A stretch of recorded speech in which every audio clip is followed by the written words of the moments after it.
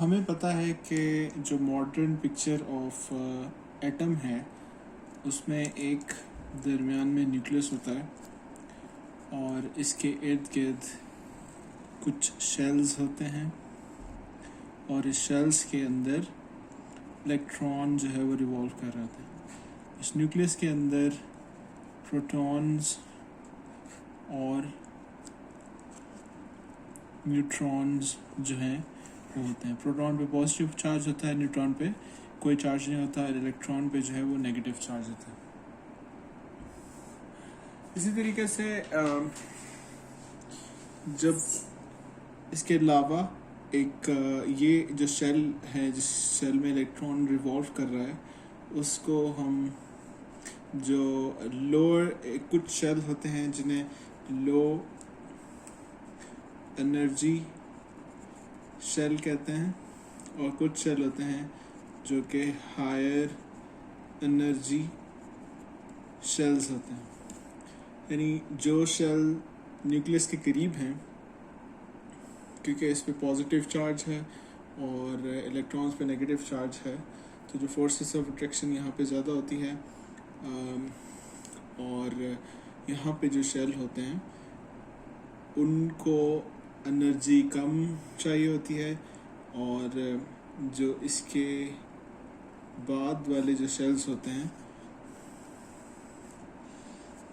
वहाँ पे जो इलेक्ट्रॉन रिवॉल्व कर रहे होते हैं,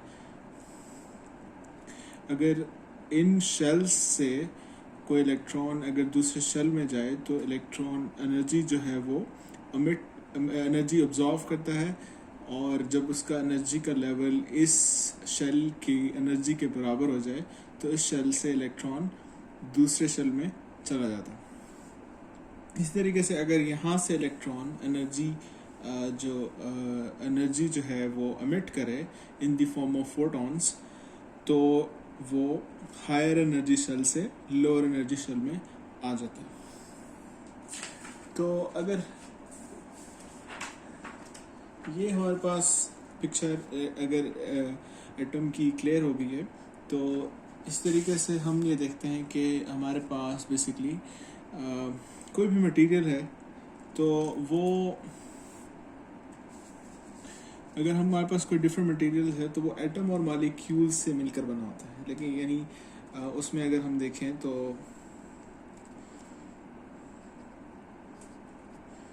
डिफरेंट जो एक मटेरियल होंगे वो डिफरेंट एटम से मिलकर बने होते हैं। और हमने भी ये देखा है कि इलेक्ट्रॉन्स के शेल्स होते हैं डिफरेंट एनर्जी शेल।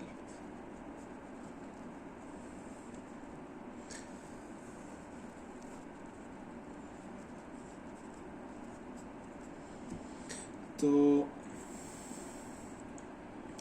और जो आखिरी शेल होता है उसे हम वैलेंस शेल कहते हैं, ठीक है। और अगर हम इलेक्ट्रॉन को इसकी फोर्सेस ऑफ अट्रैक्शन, न्यूक्लियस की फोर्सेस ऑफ अट्रैक्शन से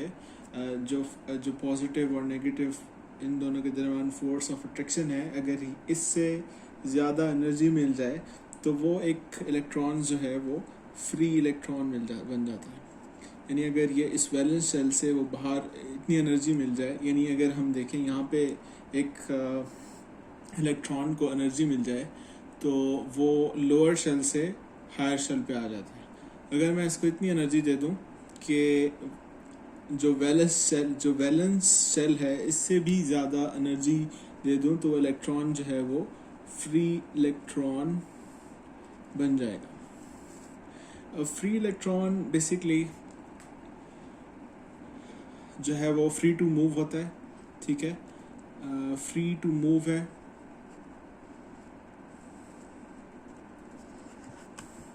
इसी तरीके से अगर मैं यहाँ पे देखूँ, जब किसी मटेरियल में कोई भी एक मटेरियल है स्पेसिफिक, तो उसमें कुछ शेल होंगे,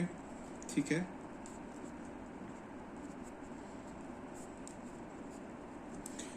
तो अब क्योंकि ये जो एटम्स हैं या मॉलिक्यूल्स हैं ये क्लोजली सिचुएटेड हैं, एक दूसरे के करीब पाए जाते हैं।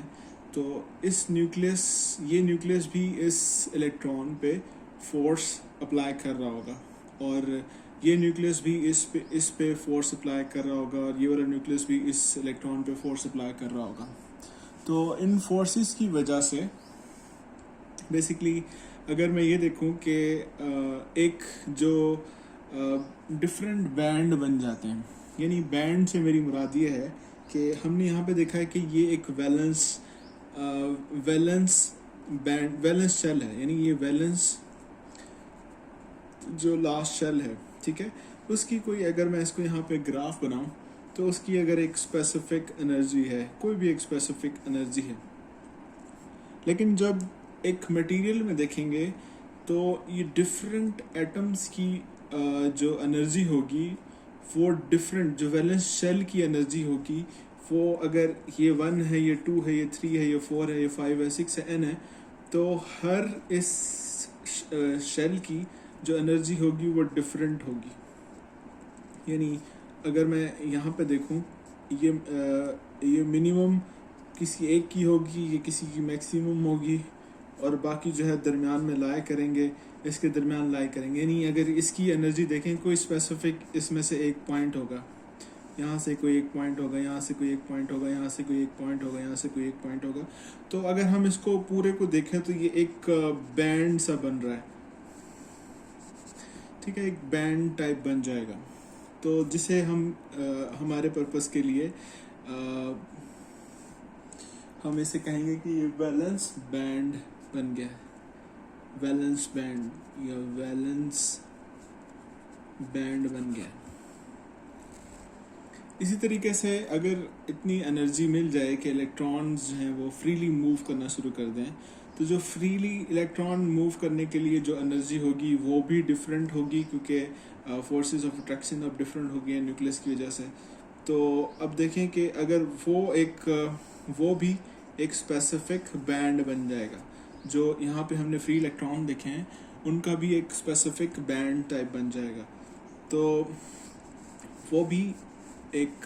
ख़ास इस बैंड में लाए करेंगे। उस बैंड को मैं कह रहा हूँ कि ये कंडक्शन बैंड है।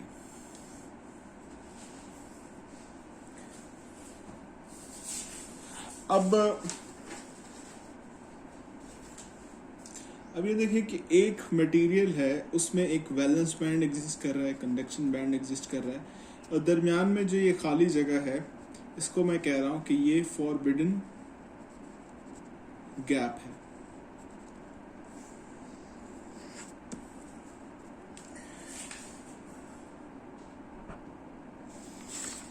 इसको मैं दोबारा से यहाँ पे ड्रॉ कर देता हूँ कि मेरे पास एक यहाँ पे एनर्जी है, डिफरेंट एनर्जी के लेवल्स हैं, ठीक है, और वैलेंस शेल में जो इलेक्ट्रॉन्स हैं उनके डिफरेंट एनर्जी के लेवल्स हैं, और उन एनर्जी के इसी तरीके से जो वैलेंस शेल में इलेक्ट्रॉन्स हैं उनके जो एनर्जी लेवल डिफरेंट हैं, वो एक किस्म का बैंड बना लेते हैं, एक स्पेक्ट्रम बना लेते हैं, एक डिफरेंट रेंजेस होती हैं, तो वो उस उन पूरी रेंजेस को एक बैंड की फॉर्म में हम रिप्रेजेंट करते हैं, वैलेंस बैंड की फॉर्म में। और जो फ्री इलेक्ट्रॉन्स हैं उनकी भी डिफरेंट एनर्जीज जो हैं वो एक बैंड बना लेती हैं, जिसे हम कंडक्शन बैंड की फॉर्म में कहते हैं। और जो यहाँ पे दरमियान में जो गैप है उसको हम कहते हैं कि ये फॉरबिडन बैंड है। अब हमारे पास बेसिकली दो चीज़ें हैं, एक इंसुलेटर और दूसरा कंडक्टर, ठीक है। तो अब कंडक्टर और इंसुलेटर को अगर हमने क्लासिफाई करना हो तो उसको हम इस बैंड की फॉर्म में देख सकते हैं, यानी बैंड थ्योरी की फॉर्म में ये देख सकते हैं कि अगर ये फॉरबिडन गैप स्मॉल हो, बहुत ज़्यादा स्मॉल हो, तो वो कंडक्टर होगा,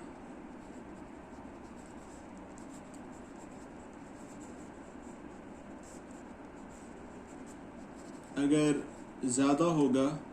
तो वो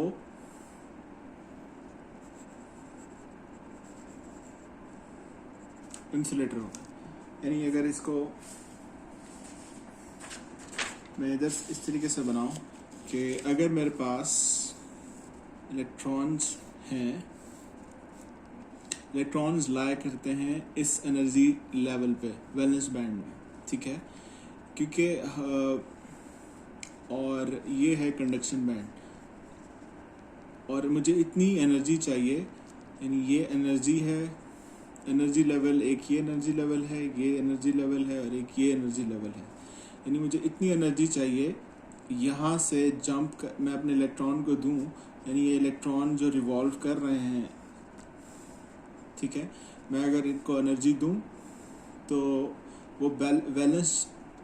सेल से कंडक्शन बैंड में फ्री, यानी कंडक्शन बैंड में चले जाएं और फ्री इलेक्ट्रॉन्स बन जाएं। तो अगर तो ये है फॉरबिडन बैंड, और इसी तरीके से ये वैलेंस बैंड है, और ये कंडक्शन बैंड है, और ये फॉरबिडन बैंड है, ठीक है। तो अब देखें, जो कंडक्टर्स हैं उनमें फ्री इलेक्ट्रॉन्स जो हैं बहुत ज़्यादा होते हैं। जो फ्री इलेक्ट्रॉन ज़्यादा होने की वजह से जो उनका फॉरबिडन, वो इस वजह से ज़्यादा कि जो फॉरबिडन बैंड है वो छोटा होता है, यानी उनको मैं बहुत स्मॉल एनर्जी भी दूं अगर, तो इलेक्ट्रॉन जो हैं वो कंडक्शन बैंड में चले जाएंगे, फ्री इलेक्ट्रॉन्स बन जाएंगे। लेकिन तो इस वजह से ये जो कंडक्टर्स में फ्री इलेक्ट्रॉन्स बहुत ज़्यादा एग्जिस्ट करते हैं, क्योंकि उसका जो फॉरबिडन बैंड है वो, उसका जो साइज़ है वो ज़्यादा बड़ा होता है। लेकिन जो इंसुलेटर है उसमें जो इन दोनों के दरमियान, जो वैलेंस बैंड और कंडक्शन बैंड के दरमियान जो एनर्जी का गैप होता है वो बहुत ज़्यादा होता है। इस वजह से उसको मुझे, अगर एक इंसुलेटर है, इंसुलेटर के वैलेंस सेल में जो इलेक्ट्रॉन है उसको मुझे बहुत ज़्यादा एनर्जी देनी पड़ेगी फ्री इलेक्ट्रॉन बनाने के लिए। तो इंसुलेटर में इसलिए बेसिकली इंसुलेटर में फ्री इलेक्ट्रॉन्स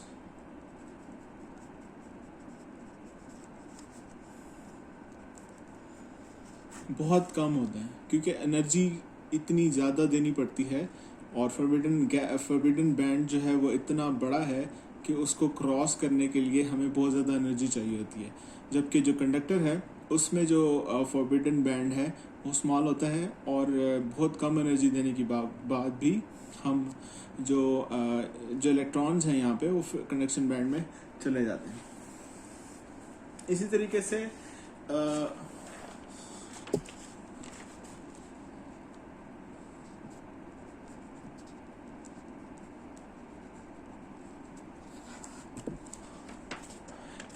से हम अगर फर्दर ये देखें कि, तो अभी हमने इसी तरीके से हमने ये देखा है कि अगर एक जो इंसुलेटर है उसमें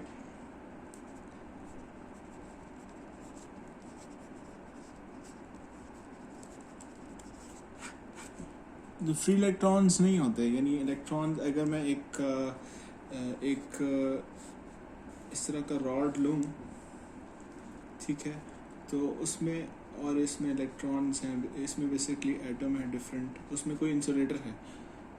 ऐसा इंसुलेटर है जो कि एक रॉड शेप्ड है, ठीक है। तो उसमें जो इलेक्ट्रॉन्स हैं बेसिकली वो ज़्यादा मूव नहीं करेंगे। लेकिन अगर मैं यहाँ पे एक ऐसा रॉड लूँ जो कि किसी कंडक्टर का मिल के बना हो,